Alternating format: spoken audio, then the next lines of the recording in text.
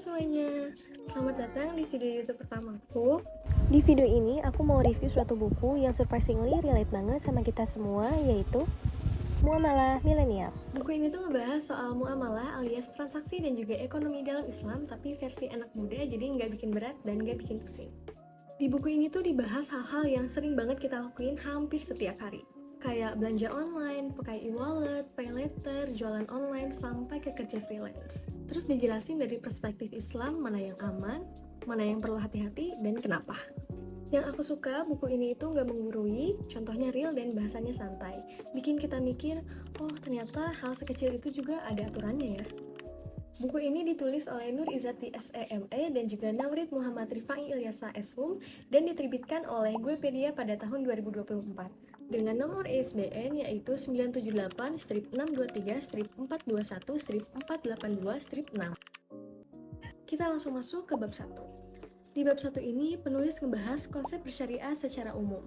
Bukan langsung lompat ke ekonomi, tapi penulis mau para pembaca itu paham dulu garis besarnya.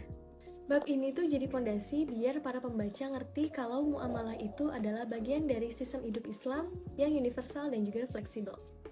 Langsung kita masuk ke bab 2. Di bab ini, penulis udah mulai masuk ke inti pembahasan muamalah. Di bab ini ditekanin bahwa hukum asal muamalah itu adalah boleh selama tidak bertentangan dengan syariat Islam. Bab ini bikin para pembaca sadar kalau setiap aktivitas kita sehari-hari itu masuk wilayah muamalah. Selanjutnya masuk bab 3. Di bab ini, muamalah dibahas dari perspektif sejarah Islam. Di bab ini dijelasin bahwa muamalah itu bukan konsep yang baru, tapi udah punya dasar sejarah yang kuat. Bab 4.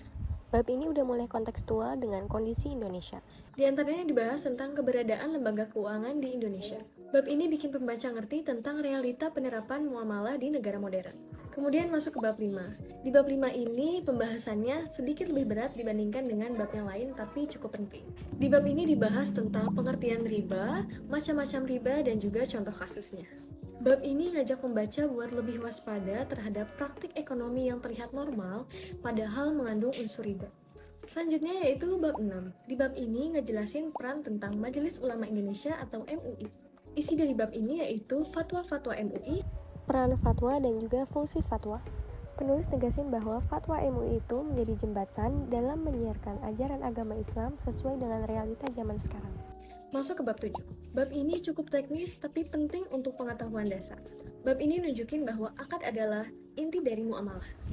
Transaksi itu dianggap sah atau enggaknya itu tergantung akadnya, dan akad itu digunakan untuk melindungi semua pihak yang terlibat. Kita masuk ke bab terakhir yaitu bab 8. Bab ini nutup buku dengan pendekatan ilmiah.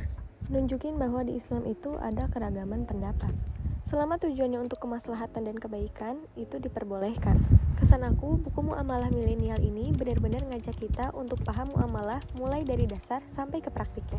Lengkap dari sejarah, hukum, sampai fatwanya. Cocok buat kalian yang mau belajar tentang ekonomi Islam secara bertahap tapi tetap relevan dengan kehidupan sekarang. So, gimana pendapat kalian? Komen di bawah. Terima kasih udah nonton video aku, sampai ketemu di video selanjutnya.